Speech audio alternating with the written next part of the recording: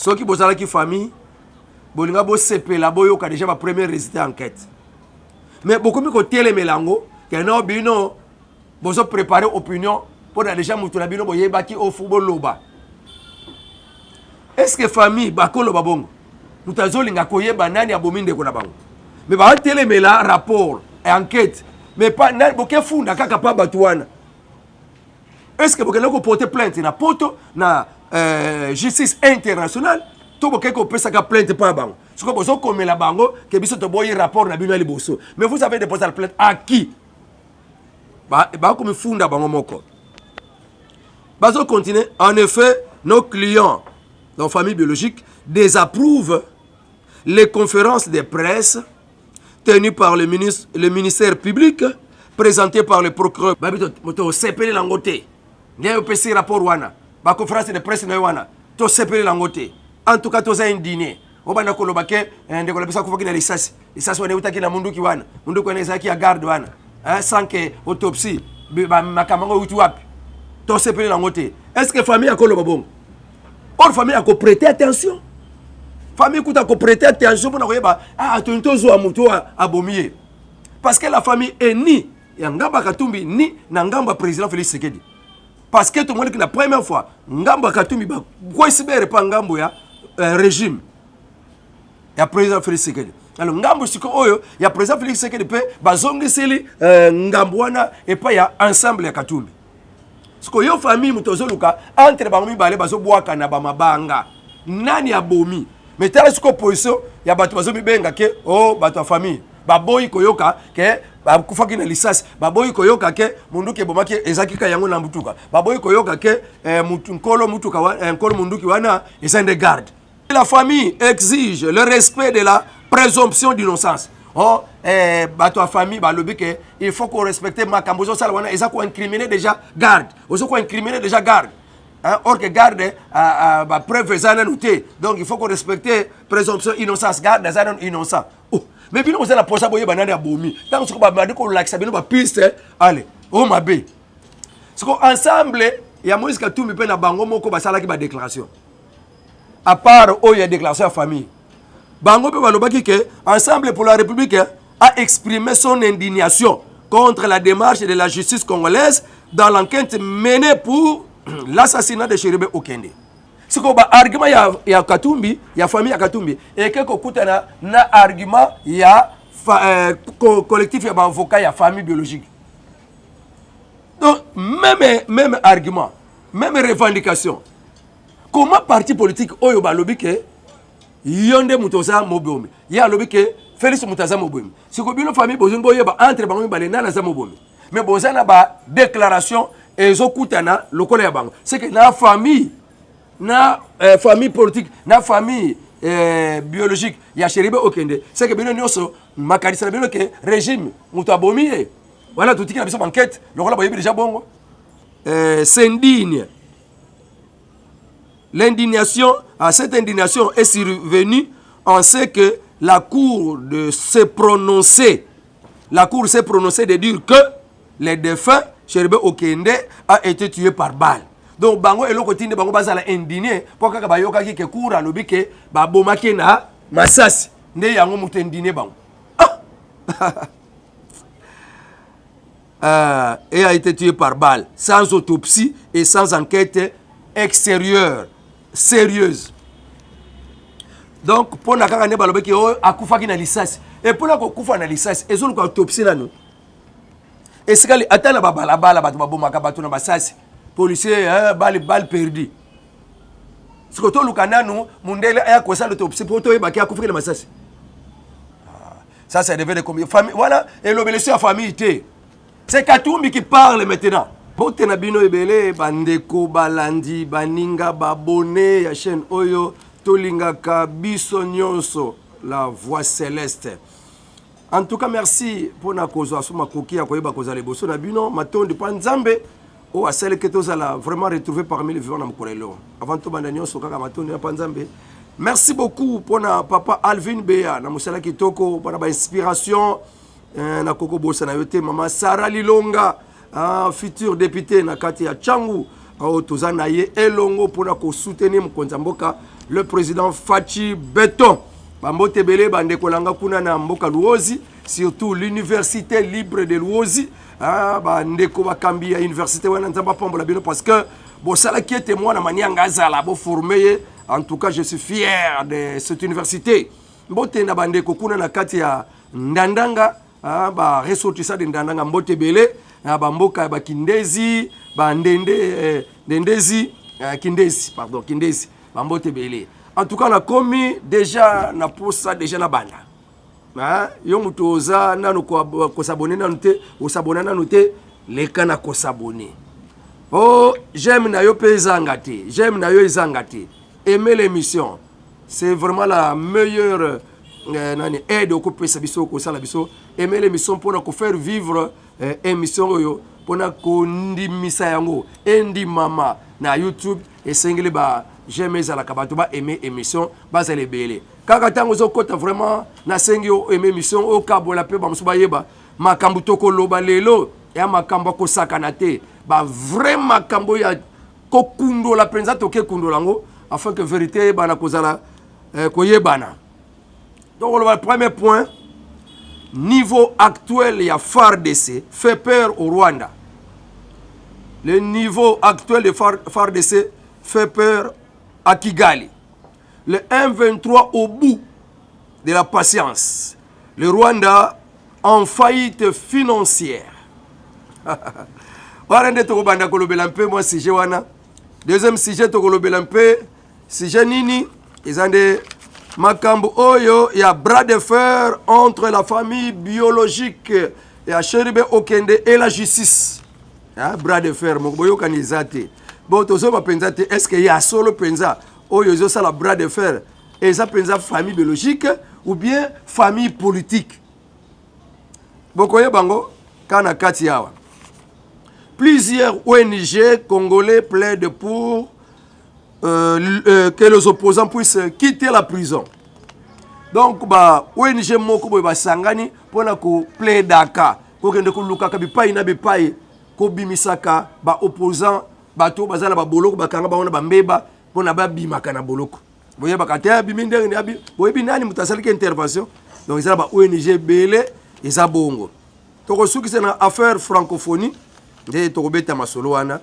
Alors toke mbala moko na premier point, le FARDC monté en puissance. Bon on a que la fois passée samedi passé comment démonstration en force ezalaki na Kolwezi Lubumbashi pe na Kinshasa awa ndenge ni mokonzi mboka sili ko restructurer réformer armée na biso ba manduki ba blende bango moko na teni ya sika ba kotaki na ba avenue na boulevard ko tambola pona ko lakisa le monde entier que RDC azali toyebi même ndeto zaboye ba minduki mususu ba armement mususu logistique mususu eza déjà na kati ya port ya Boma pona ko kota na kati ya mboka ya RDC pona ko kota na kati ya Kinshasa Goma pe panza na bisika nyonso fale kende Lubumbashi.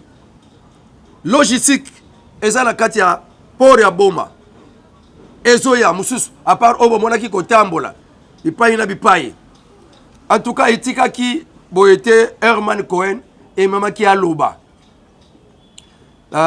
préparation de guerre mobimba oyo monaki wana eza pona kotalisa Rwanda ke RDC eza mboka ya koniatela tendengo mesana koniatela yango yala ba militaire ba uti formation bango yeyo na ba teni asika o ba M23 bazala ngona noté. Donc Fachi déclare la guerre au Rwanda déjà quand la démonstration c'est déjà une démonstration de guerre que Rwanda prépare-toi. Tozawana la pona ko lanana moi c'est le feu à EAC et lelo mikolo de ba wazalendo batu baza au top ya bitumba et ba M23 bazo sasa bango makasi et pas ya ba wazalendo FARDC azana kati ya cesser le feu ba respecter cesser le feu comme EAC mutalobaki mais wazalendo parce que bango baza ozage bango ba M23 ba yoka la bango cesser le feu mais bazo ko rencontrer ba wazalendo na nzela na bango et belé ba kufi pe belé ba kangami na ngambu ya ba M23 à partir kaka ba wazalendo. Alors félicitations na ba wazalendo na biso ba patriote na biso ba autodéfense na biso pona musala kitoko ya kobatela mabele. Nouveau chef d'état-major ya Rwanda. Ah, bazana un nouveau chef d'état-major na Rwanda. Asili kosa la déclaration. Asoloba que le Rwanda n'est pas prêt pour combattre et pour batailler avec la RDC. Le nouveau chef d'état-major rwandais déclare n'être pas prêt pour faire la guerre à la RDC. Oyoki, kaka partir ya kama makambo ya moni.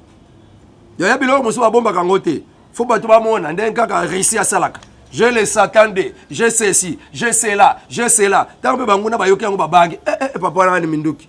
Pe babanga ko affronter. Rwanda sakla biso ba monika président Félix Tshisekedi lokola eloko moko ya ko vandela ya ko sakala ko niatela. Dès kaka lakisi bango biloko wana ba changer ba vie.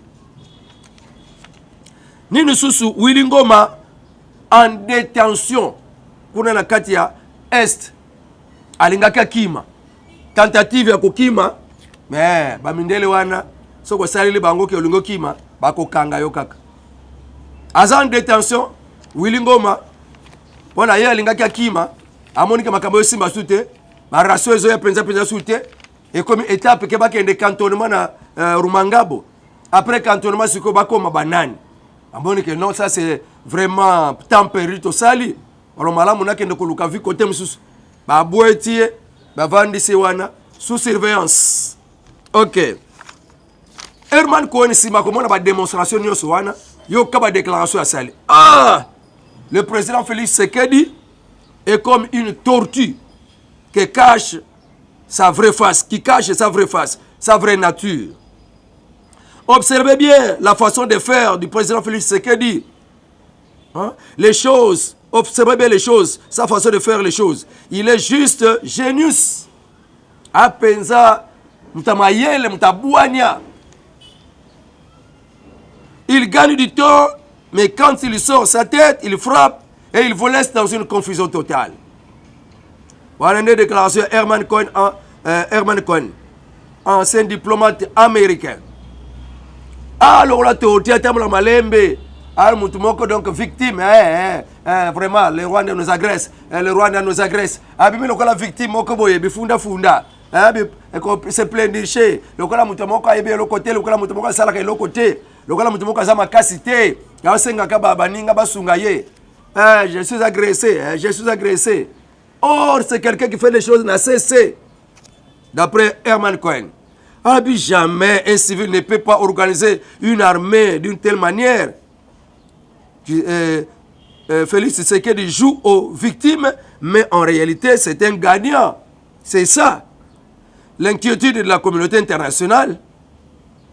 Car, jusque-là, on ne maîtrise pas encore sa nature. Voilà. À détailler que la communauté internationale, on maîtrise la capenza papote. Ah, le kola mutumoko, ah, ma cassité, le kola lembele, mais un seul temps, on a qu'à prendre à longue, abimis ma cassinae, pemba la moko, biso communauté internationale, tous assurés le coco salaté. Alors, ok, na deuxième sujet, on les akinde, bah, makambuya, Herman Cohen, n'enga zo tombo la mokonzamboka, n'enga pèse ma félicitation, que réellement il est civil, mais il a réussi à organiser l'armée. Mais nous, on a un embargo, mais au commun a blindé. Quand est-ce que ça a commande, ça dépasse l'entendement de la communauté internationale. Oh, secrétaire général Doni, il y a ONU pour la Kolobake, d'ailleurs, Bissot Tozan a Mindou qui était au Kokone de 1-23, l'équipe Bissot de performance. Et on voit maintenant le président Félix Tshisekedi, il y a ça qui embargo, moins d'une année, a commis un armement, logistique, et les Kelabango. Papa Tozoye a été vraiment. Il est qui? Quand est-ce qu'il a fait ses commandes? Et le Kelabango. Bras de fer entre la famille biologique de Cheribe Okende et la justice. Et Bandi Dengeni. Bras de fer. Tout que famille biologique à Cheribe Okende, Bakenda Kakotika plainte pour la Katia parquet à grande instance de Kinshasa Gombe. Qu'on a koye bana ko funda inconnu. Pour un makambo enlèvement, assassinat. Pour na balinga yeba nani abomi ndeko na bango. Mutakambaka délégation wana et ça Laurent Oniemba. Or Laurent Oniemba alaka mokope ya kati cabinet ya bavocat ya Katumbi. Alors on ne savait pas par quelle magie Laurent Oniemba a commis membre de la famille biologique ya Cheribe Okende. Yende mutakambaki batu bakende kotika plainte wana. En tant que famille biologique, bazaki na posa baye banani abomeli bango ndeko. Mais yoka sikoyo tangu justice a pesé qui premières enquêtes nae parce que basenga ki enquête batiribanda, mais ça ne dit pas que ba o baza a ba tina te que tozela ka ba wana bakoya kosala ngo. Et kosala ma ensemble na ba oyo wana na o baza awa o babandaka déjà enquête yango ba ko travailler ensemble. Alors tant ba travailler déjà première équipe da PC résultat ya police scientifique a écopé ça résultat. Moutake ko ça la conférence de presse pour na ramener après ça déjà moi ba enquête liboso et pas la famille et pas donc communauté congolaise ici quand nous bazali ba yeba à quel point déjà niveau ni déjà tozali na banquette et ba benga ngo mise au point. Kuna elobaki d'après ndenge kato yebeli elobaki que Cheribe ya solo kufika na lisasi. Lisasi wana utaki na munduki wozalaka na kata mutu kana ye. Munduki wana ezalaki ya garde na ye. Reste à savoir. Bango balobaki te ke munduki wana ezalaki utilisé pa ya ye moko kolo munduki. Balobaki peut-être que munduki wana ba utilisaki yango batele banda. Mais premières enquêtes la bango basukisaki kaka wana que Cheribe Okende était tué par une balle. Et cette balle provenait de l'arme qui était dans la Jeep. Et cette arme était pour la garde. Ou abandako garder ye Cheribe Okende. Alors nous avons tiré la conclusion. Bango Basiliki. Les avocats de la famille de Cheribe Okende écrivent au procureur de la République.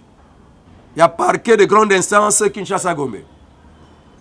Bango Bazolo Bake, que voici les exigences formulées. Le collectif des avocats conseils de la famille Cheribe Okende condamne les sorties médiatiques du procureur général près de la Cour de cassation qui tente, selon eux, à préparer l'opinion, à accepter les conclusions qui sembleraient avoir déjà été arrêtées. Ceux qui bossent avec la famille, bolinga bo sepela boyo ka déjà ma première résultat enquête. Mais beaucoup mi ko télé melango que no bino bozo préparer opinion pour déjà mutuna bino boyeba ki au football loba. Est-ce que famille bakolo babongo mutazolinga koyeba nani abominde ko na bango. Mais ba télé mela rapport et enquête mais pas nani boke funda kaka pa batuana. Est-ce que bokelo ko porter plainte na poto na justice internationale tout le monde peut faire plainte pour bango. Ce que vous avez comme la bango, que vous avez un rapport na bino liboso. Mais vous avez déposé la plainte à qui? Bah comme funda bango moko. Bazo continue. En effet, nos clients, nos familles biologiques, désapprouvent les conférences de presse tenues par le ministère public, présentées par le procureur près la Cour de cassation, au cours desquelles il fait des affirmations sur les circonstances de l'assassinat de Cheribe Okende, qui serait mort par une balle et en l'absence de toute autopsie. Babito sepele langote. Ndiye opesi rapport wana. Ba conférence de presse na wana. To sepele langote. En tout cas toza indigné. Obanda kolobake ndeko la pesa kufaki na lisasi. Lisasi wana utaki na munduki wana. Munduki wana ezaki ya garde wana. Sans que autopsie makamango utu wapi. To sepele langote. Est-ce que famille a kolo babongo?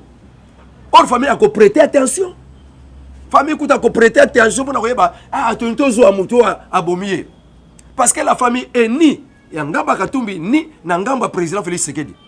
Parce que tout le monde qui la première fois Ngamba Katumbi ba kwa sibere pa ngambo ya régime ya président Félix Tshisekedi. Alors ngambo siko oyo ya président Félix Tshisekedi pe bazongiseli ngambwana et pas ya ensemble ya Katumbi. Siko yo famille mutozoluka entre bango mibale bazobwaka na bamabanga. Nani abomi? Mais tala siko position ya bato bazomi benga ke bato ya famille. Baboyi koyoka ke bakufaki na lisasi baboyi koyoka ke munduki ebomaki ezaki ka yango na mbutuka baboyi koyoka ke nkolo munduki wana eza nde garde ozomona ke Laurent Oniemba oyo abimaki lokola membre de famille représentant ya collectif des avocats ya famille omona déjà que azane collectif azokamba collectif des avocats na famille biologique te mais azokamba collectif des avocats ya famille politique parce que Oniemba c'est Katumbi. Et maintenant, il parle au nom de la famille. Mais tel argument, est-ce que c'est ça que la famille veut? Moutobo qui a la plainte. Azolo va appeler sa rapport. Bobo ko yokaye. Oh, bon ça autopsie. Yokato continue. Les avocats de la famille exigent le respect de la présomption d'innocence. Oh, bato famille, il faut qu'on respecte ma cambozo salwana. Ils ont incriminé déjà garde. Ils ont incriminé déjà garde. Hein? Or que garde preuve noté. Donc il faut qu'on respecte présomption innocence. Garde des innocent. Oh. Mais bien, vous avez la poche à boyer banane à bomi. Tant que vous avez dit qu'on l'a accepté, nous piste. Allez, oh ma bé. Voyez que, bon, comme que bon, ma famille, vous n'êtes pas de la famille. Vous êtes de la famille politique. Par conséquent, les avocats de la famille exigent la fixation de la date probable de l'autopsie. Balingba yeba date autopsie ko salama. Neba sengi bongo. Balingba yeba identité ya autorité judiciaire oyo azana makoki ya kopesa ka information. Ya koleka ka kopesa ba communiquer ya makambuana. Pona bango procureur près ya cour de cassation azana makoki wana te. Yo kama solene rezo kende. Siko ensemble ya Moïse Katumbi pe na bango moko basala ki ba déclaration. À part oyo ya déclaration ya famille. Bango pe balobaki que Ensemble pour la République a exprimé son indignation contre la démarche de la justice congolaise dans l'enquête menée pour l'assassinat de Chéribé Okende. Bango balobi que baza indigné bazo exprimer indignation na bango. Kaka ndenge ya famille. Pour la sortie médiatique et à procureur près la Cour de cassation. Nous exprimons notre indignation face à l'attitude et à la communication du procureur général près la Cour de cassation. Omoni c'est quoi argument ya Katumbi ya famille ya Katumbi et que kokutana na argument ya collectif ya avocat ya famille biologique. Donc même argument, même revendication.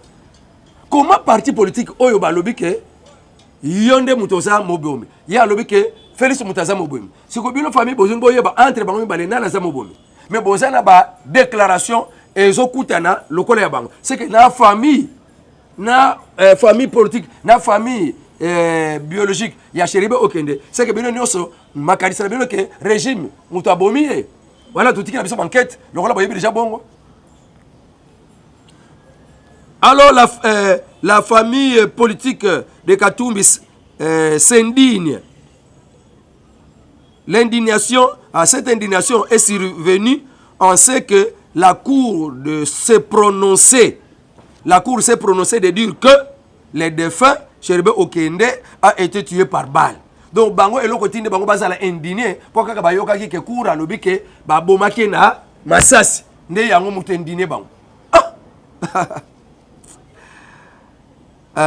Et a été tué par balle sans autopsie et sans enquête extérieure sérieuse. Donc pour na kaka ne balobi ke akufaki na lisasi et pour la kokufa na lisasi ezolu ko autopsie na nous et c'est que atala ba balabala bato babomaka bato na basasi policier balle perdu ce que to lukana nous mundele aya ko sa l'autopsie pour to yebaki akufaki na masasi oh buso ba yoka sikoyo tangu siko bango basengaki ke bapesa bango date ya ko sa autopsie siko justice ayebisi bango boya pour déclaration oh ezaki déjà ya lundi mardi nango sikoyo bayebisi bango lobi mercredi nde boya mercredi le 26 boya to sala autopsie yoka siko réponse na bango ya famille oyo Oniemba Laurent azokamba collectif wana babengisi bango bakende siko na ta bango moko bato basengaki yango na début de la semaine basengaki yango po bakotisaki mukanda lundi na procureur de la République na grande instance ya Gombe parquet ya Gombe bakoti ke biso tozana posa toyeba mokolo nini autopsie ko salama mokolo nini banquêteur bakoya siko babengisi bango mercredi bango bazo yebisa siko cour justice mutebengisa bango ba pesa réponse boy. La famille biologique de Cheribo Okende s'est dit surprise par la justice congolaise, lui faisant part de la date fixée pour l'autopsie. Oh, baza surpris. Ndenge ba pesi bango date ya autopsie. Mais bino ba bosenga ki ke ba fixer bino date oyo autopsie ko salama. Siko ba bengi si bino ke date ko tala tel jour bo ke nde bozala bino boko témoin. Oh, biso toza surpris. Na justice congolaise pona ye alinga sala autopsie. Pona le jour à mercredi le 26. Les avocats de défunt Cheribo Okende par le canal de maître Laurent Onyemba estiment que dans l'intérêt de tous ceux qui disent n'avoir rien à cacher, l'autopsie du corps ne saura être faite sans la présence des experts de la MONUSCO et les médecins légistes indépendants. Ah! Oh non, autopsie ne concerne la maté, ce qui présence des experts à MONUSCO bazate. Bino ba bengisi bino bokende. Siko nana yebisi bino ke MONUSCO ba bengisi ete. Nana yebisi bino ke ba médecins légistes bazate. Yo ba bengi so kende ko participer yo muto senga ki date ko ba bengi so ke date to ko sala yango mais bozo complet ko debata MONUSCO bazate to ko yate ça c'est devenu comme famille voilà et l'obéissance à famille té c'est Katumbi qui parle maintenant. Donc bakosaki na bango non c'est nous sommes les avocats de la famille. Or que c'est la tromperie. Leur langage prouve que ça ce n'est pas la famille biologique qui parle. Oh balinga ki ke réellement ba yeba na bomi mutu na bango bakoya ko babongo babengisi bango baboya oh tolingika katolingika. Ça c'était les exigences ya Katumbi. Ko bengisa ba MONUSCO, ko bengisa États-Unis, ko bengisa bamboka nyoso wana. C'était ba exemple Katumbi mais pas ya famille. Famille pona yeka ka yeba nani ya bomi. Banquete salama. Alors c'est M. Laurent Onyemba, au nom de Katumbi, mais qui se passe comme membre de la famille, pour déclarer, embrayer la justice et qu'on tient au boulot de la catégorie congolais. Alors la question que la population congolaise se demande, comment les avocats corrompus veulent distraire la population pour vouloir bloquer la justice de poursuivre ses enquêtes? Vous avez bloqué justice. Vous avez bloqué déposer plainte de Benokuna. Mais vous avez limité à ça la banquette. Pourquoi vous déposez plainte de MONUSCO? Maintenant, avant tout, il y a autopsie entre la MONUSCO et Binomoko qui peuvent être des vrais témoins et c'est quand autopsie au Salamila. Vous-même, vous êtes témoin, vous voyez que au lieu de la MONUSCO, Binomoko, vous êtes témoin, on vous appelle. Oh, ça c'est embrouiller les gens. En tout cas, le peuple congolais, il parle au nom de sa famille politique, mais pas au nom de la famille biologique. La famille biologique n'a rien à voir, n'a pas MONUSCO, n'a rien à voir, n'a pas Biloko Moussousouane. Ils veulent savoir qui a tué leur frère. Plusieurs ONG congolais plaident pour la sortie des opposants dans les prisons. Ba opposants belé bozo na ba prison bazo bimalelo, Jean-Marc Kabundo, biselele, oh nani Moussousouane Moutoua MLP, Franck Diongo, il y a eu des interventions. Kaka ya bato ba droit de l'homme, kaka bato ba ONG oyo ba na Congo na musala mon côté, mais ba côté la Kabango. So ba kangie ti ba koluka ba sala manœuvre croyant que le corps ba innocent, or que bangonde ba sala ka ke bango ba no sala ke ba lobisa ye, bango ba no sala ke bango ba sala misalo ba sala kama be. Aso ba kangami, ils sont les premiers ya ko ne ko lobela bango, ya ko ne ko plaider ka bango. Pona bango. Net ba ONG Oyo, à quelques mois des élections, un groupe des ONG dénonce une vague d'arrestations et de arrestations arbitraires et de détentions illégales. Na Katamboka RDC. Akaj, Mtaliboso. Azado, Yamibali. ARDH, Yamisato. JA.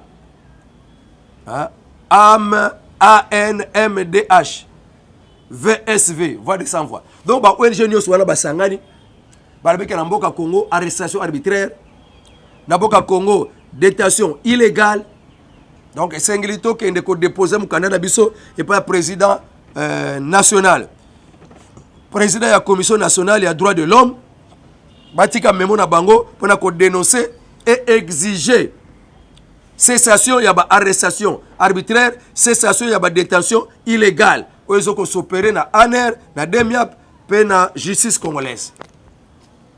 Ba OLG so bakangika kuluna o bakangi nani o azake bangonde basale la kaye bakoya ko s'intervenir pour na muto na bima toyoka ki mikolo yo et même yemoko ambassadeur ya États-Unis akende ko kuta na procureur près cour ya cassation mais tant bimi ba pese micro aboy kolobe un mot.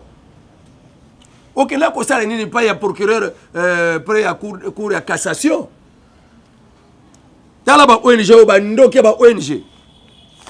Balimbo que ça la passe. Baya le kola ba ONG, le kola ba kosala ka musala aide humanitaire.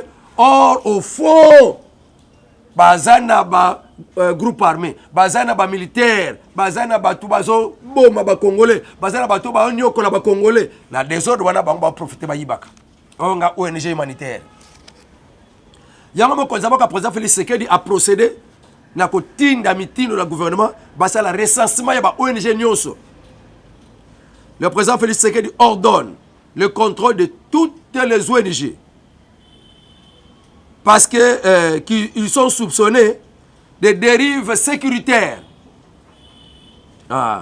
Avec des employés ayant un passé militaire, plusieurs rapports renseignent une dérive sécuritaire par certaines institutions humanitaires opérant en RDC. Amoni ba ONG wana baza batu moko na kati na bango ba militaire na kati na bango ba mercenaire na kati na bango batu balingi basala mabe na kati ya Congo mais bango ba défendre ka bango so ba kangi ka ba ko défendre pour ka abima wazo liberté provisoire défense wutu wapi kaka pana bango balinga komona na teke bango ba tinda ka bango mais komona bango kana ba intervention ba ONG oyo ba ONG ba droit de l'homme ba ONG mususu wana ONG humanitaire lokuta photo yeba yo sala ka musala ni oya bandaka o sala je musala nini bilanga wapi bilanga sala pêche wapi pêche sala ba ONG moko sala ke lokote wapi loko kabola mais il s'appelle ONG humanitaire mais o sala na lokote or ka yela mission mususu ya ko bumisa ka ba congolais ya ko nyoko la ka ba congolais ya mo konza boka félicitations na rapport wana. La RDC compte une centaine, sans coûte mouké. Une centaine. Donc il y a 400, 500, il y a ONG humanitaires na Katamboka. Compte une centaine de ONG internationales humanitaires dont la plupart exercent pratiquement dans les affaires humanitaires. Recensement. Aux années où tout le monde te kende na yo. Ba ONG moko ebomba ka ba rebelle. Affaire francophonie pour ko silisa Loïse Mushikiwabo. Gouvernement na biso lebi akoya. Menanzela secrétaire naye, porte-parole naye, Maman Loïse Mushikiwabo. Orla Vande albi akoya te azwa ki invitation te. Mais papa nani ministre affaires étrangères lobi mais il y a un organisateur akoruka azo invitation pas un nani. C'est elle qui organise, il y a des secrétaires, il y a francophonie. Ah oui, il y a francophonie, il y a des organisatrices. Alors, nani oyo lingi a payé invitation. Non, papa le tourner là le que organisateur va payer sa invitation te. Va déclarer que aya nae a kozalana bienvenue, va ko surveiller malam. Mais oh akoyate tout ça. Soni azo pour linga kite loko salama awa et que ko salama na la Rwanda.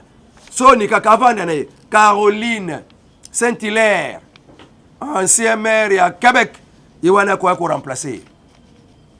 Vice nae.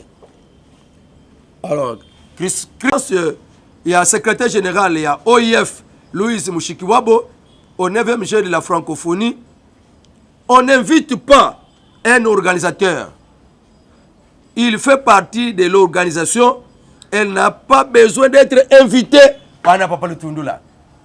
Canada envoie une délégation importante des athlètes et la délégation gouvernementale. Bravo pour Canada. Sécurité. Il n'y a pas de restrictions en ce qui compte. Donc, ils ont une méthode moko ya konyoko la ba congolais pour na makambo etali ba manifestation ndenge fayulu alingaka bongisa marche na même jour ka kwana otozala ba masano na biso ya francophonie. Ye yangwana mokolo alinga bongisa marche. Quel démon sorcier. Abi que soto pekisango et ça te pour la tozoko utiliser ba méthode ya restriction. Mais ça pour na ko bebisa ma solo ya batute. Et ça déjà là ba 2000 athlètes déjà basés sur le terrain. Ba musu bazo ya kaka. Ba kosa kibilo ama nani 20 mai zikimoto 20 mai zik lo kuta 20 mai zikimoto en tout cas mboko za bandoki. Ba invention moto zo pela mutu moko pela moni 20 mai pele moto ba tumite ma posa ba kufa. Donc avec mes bateaux et nango. Oh de en tout cas francophonie à zéro. Ba koki angote. Makambo ezali merci beaucoup na nyonso wana. Cette kikuni a sepela ki mingi pour na ya francophonie. Alors que c'est une opportunité pour nous de montrer au monde que ce qui nous unit est plus fort que ce qui nous divise. Ah, merci beaucoup kaka. Ndenge kaka ntibala lobakango. Ce qui nous unit est plus fort que ce qui nous divise. Donc papa cette qui kuna albina ba je oyo eko unir bisoto bosani ba partenaires politiques na bisoto bosani yango. Totali bal je ba congolais tozongi sika moko. Na message wala papa cette qui kuni félicitations. Sénateur Muyumba lobi koya ya secrétaire général ya francophonie et zande erreur diplomatique pa ya ba organisateur ba Kambiamboka ya Congo de ne pas inviter secrétaire wana et a désapprouvé manœuvre ya a désapprouvé et à mon avis inacceptable manœuvre o ya Rwanda pona ko tambola na ba instance ya bamboka mususu à travers leurs représentants pona ko fingisaka ko boisaka batu mboka ya Congo wana pe ezali ya mabe pona Rwanda. Donc wana ndeto sukisa wana nzambe abana ko pambola bino apesa bino kimia apesa bino esengo na bandako na bino wana ezaki mwana manyanga José Matuvangwa nde azalaki na bino longo communicateur UDPS ambotelanga na bandeko nyonso ensemble pe ba PPRD bandeko nyonso on nzamba kela biso lokola boza bato lokola nga nzamba kela na koyila bino te na lolengi wana politique opposition ezalaka ki nemite ki ndokite opposition ezalaka kosunga gouvernement pona amata mais ya biso Congo etikali so opposition te et comme il est comme ça tokobenga wana bondoki. OK, plus 243 89 92 51 866. Avec Dieu nous ferons des exploits. Au revoir et à la prochaine. La plupart exercent pratiquement dans les affaires humanitaires. Recensement. Ozana yo mutu moko yebani tina te kende na yo. Ba ONG moko ebomaka ba rebelle. Affaire francophonie pona ko silisa. Loïse Mushikiwabo. Gouvernement na biso lobi akoya. Melanzela secrétaire naye, porte-parole naye, Maman Loïse Mushikiwabo. Orla Vande albi akoya te azwaki invitation te. Mais papa nani ministre des Affaires étrangères lobby mais il y a un organisateur akoruka azo invitation pas un nani c'est elle qui organise il y a des secrétaires il y a francophonie ah ouais ça ma solo bah j'ai ya francophonie il y a une organisatrice alors nani oyo lingi a payé invitation non papa le tourner là lobby que organisateur ba pesa ka invitation te ba déclarer que aya naye a kozala na bienvenue ba ko surveiller malam mais oh akoya te tout ça Sony azo pour linga kité loko salama awa eke ko salama na Rwanda Sony kakavanda na Caroline Saint-Hilaire ancien maire à Québec iwana ko remplacer vice naye alors Chris il y a secrétaire général il y a OIF Louise Mushikiwabo au 9e jour de la francophonie on n'invite pas un organisateur. Il fait partie de l'organisation. Elle n'a pas besoin d'être invitée. On n'a pas le tundula. Canada envoie une délégation importante des athlètes et la délégation gouvernementale. Bravo pour Canada. Sécurité. Il n'y a pas de restrictions en ce qui compte. Donc, ils ont une méthode moko ya konyoko la ba congolais.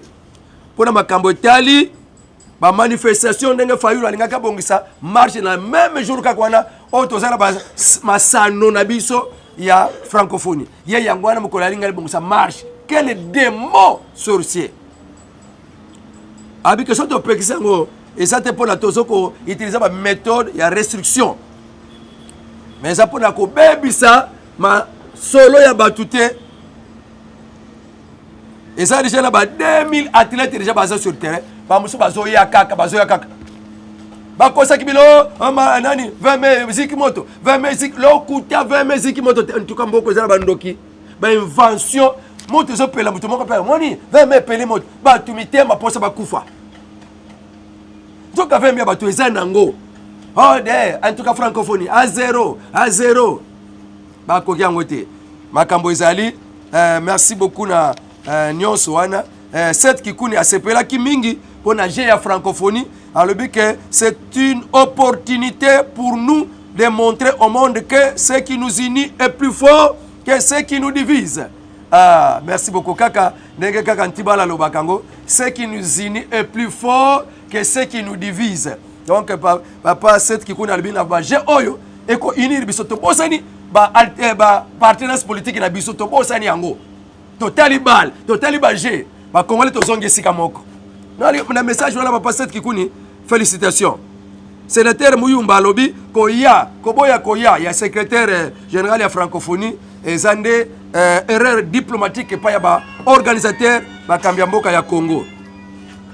De ne pas inviter secrétaire wana et a désapprouvé peu manœuvre ya a désapprouvé et à mon avis inacceptable manœuvre au ya Rwanda pona ko tambola na ba instance ya bamboka mususu à travers leurs représentants pona ko fingisaka ko boisaka batu mboka ya Congo wana pe ezali ya mabe pona Rwanda. Donc wana ndeto sukisa wana nzambe abana ko pambola bino apesa bino kimia apesa bino esengo na bandako na bino wana ezaki mwana manyanga José Matuvangwa nde azalaki na bino longo communicateur UDPS ambotelanga na bandeko nyonso ensemble pe ba PPRD bandeko nyonso onzamba kela biso lokola boza bato lokola nga nzamba kela na koyela bino te na lolengi wana politique opposition ezalaka ki nemite ki ndokite opposition ezalaka kosunga gouvernement pona amata mais ya biso Congo etikali so opposition te et comme ele ko mosusu to ko benga wana bundoki. OK, plus 243 89 92 51 866 avec Dieu nous ferons des exploits. Au revoir et à la prochaine. Kiambote keno.